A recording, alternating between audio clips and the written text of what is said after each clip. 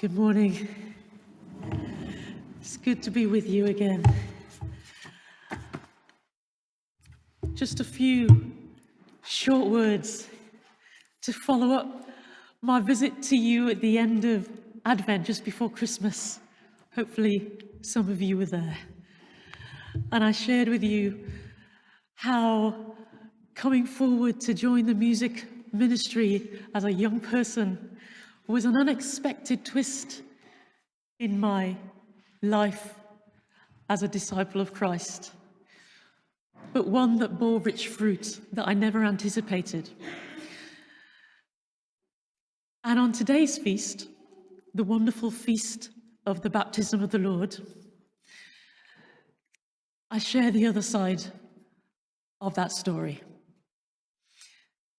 And it begins in the echo of the song that we started with, that wonderful hymn, when Jesus comes to be baptized.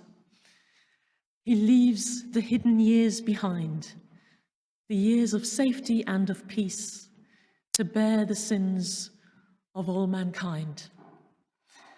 When I spoke with you at the end of Advent, we were speaking about the call to obey God's will. And that is exactly what Jesus does. He leaves the hidden years behind to step into his public ministry. That's what this feast is. It's the doorway out of Christmas and into the public ministry of Christ. If he was trying to stay incognito, the voice from the heavens that says, "This is my beloved Son, my favor rests on him," has blown his cover. Those of us who've been baptized might not have heard a voice from the heavens saying that to us. But the truth is that that is the same declaration made for each of us in our baptism. That's why we began with the sprinkling rite today, to remind us of that.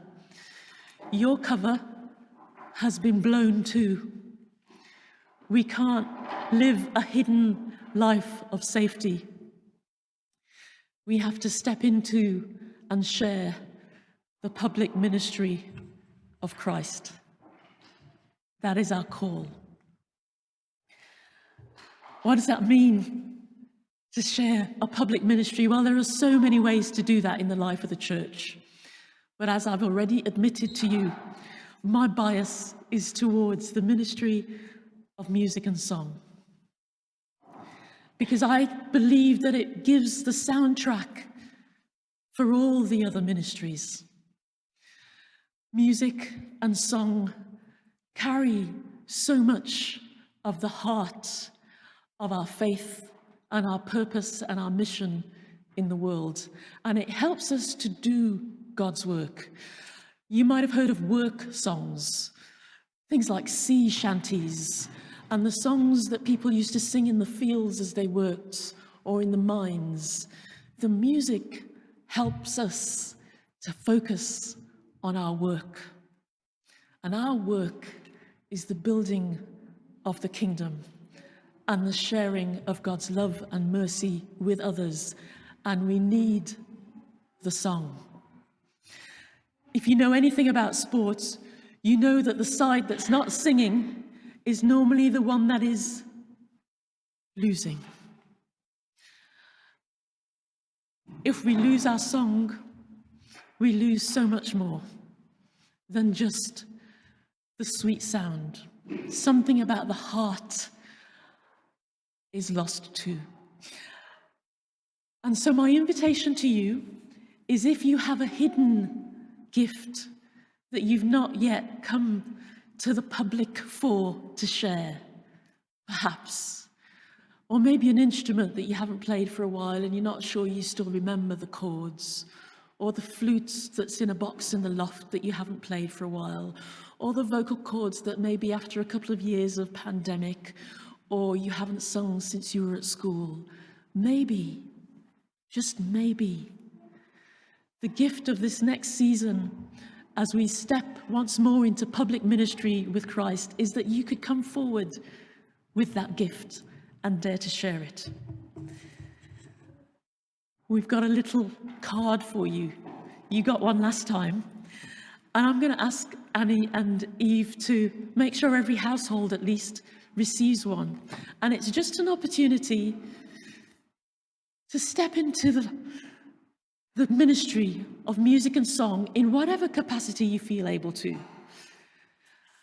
I'm sure Annie would be very happy to receive one of these completed, preferably with your name. Don't put someone else's name on it, because it's not very nice to volunteer on behalf of someone else. And even if you're not the person with the gift that's been hidden, pray for this mission that we're on now to restore the song that's been lost through these years of the pandemic. Put this somewhere where you can see it, and keep praying that the Lord will send laborers to the harvest. And if the Lord is tapping on your shoulder and saying, you can sing, go on, give it a go, then maybe you'll join us on Thursday, the 20th, 7 p.m. at Sacred Heart for a bit of a sing-along. No one's going to sign you up for anything for the rest of your life if you do come along, but come. We'll be safely distanced. You can sing with your mask on if that makes you feel more comfortable, and we're just going to make a joyful noise together. And if you think you'd like to continue doing that, then you'll find out a little bit more then. Thursday, 20th of January, all being well, a joyful noise will be made at Sacred Heart. Pray for its success. Come along if you can. Come play something, sing something, shake something, hit something. And let's keep the song of God's people alive. Because we are his beloved children. His favor rests on us. And we have work to do. And that work needs a song to sustain it.